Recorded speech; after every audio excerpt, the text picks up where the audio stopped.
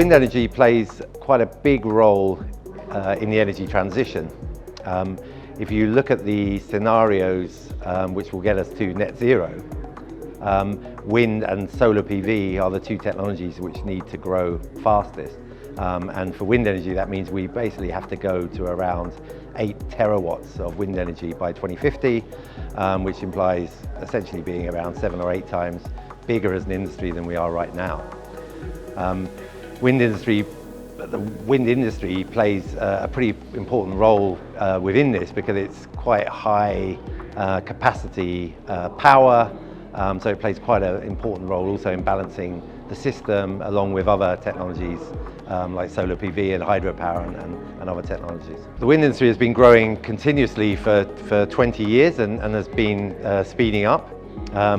This has been a big industrial expansion. It's meant bigger turbines, bigger projects.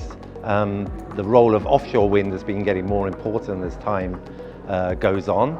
And it's continually expanding to new countries as well as bringing in new technologies. The next phase of growth is really about how can we accelerate and how can we do things in a much more streamlined and accelerated way. A lot of this is to do with planning and around government and industry collaboration. The wind industry needs a lot of space.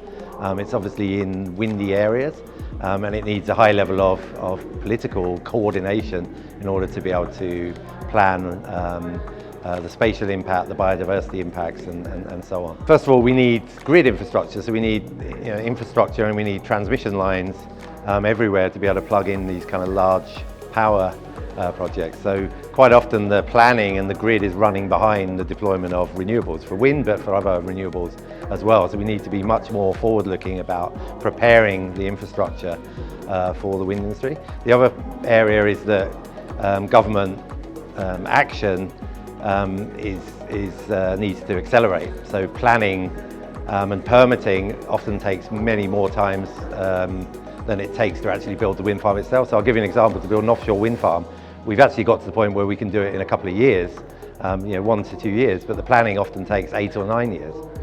And that ratio needs to change, so we need to be more efficient about dealing with the bureaucracy and the paperwork and the planning so that we can build faster.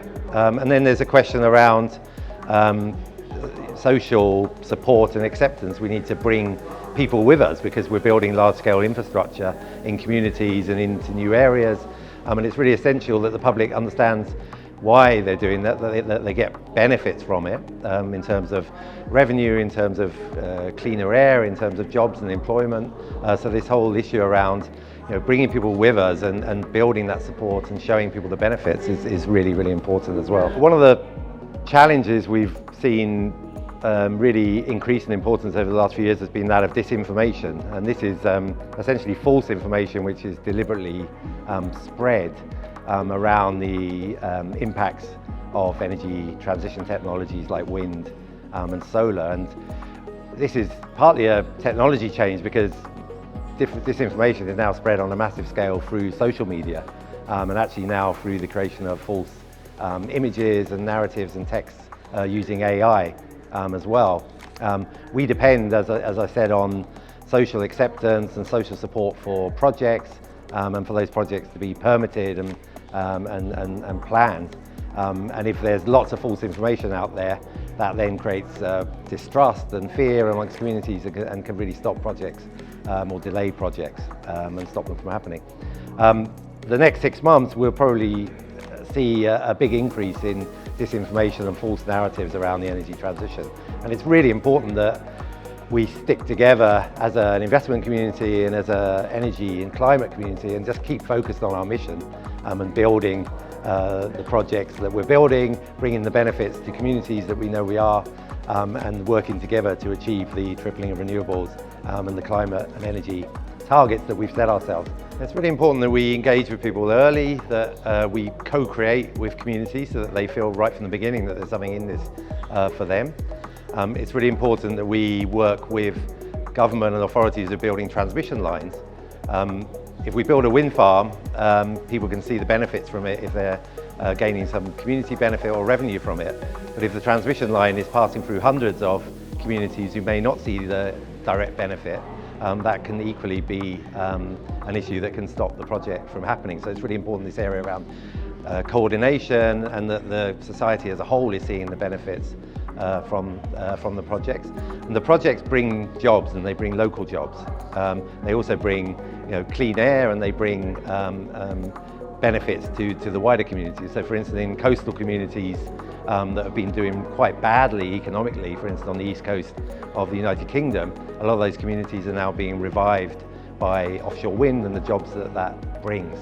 And we need to be quite consistent about how we engage with people, how we set expectations, and how we show that we are going to bring those benefits. And developers and companies that construct these projects need to, from the get-go, be working with communities so that they're getting the full benefit from it.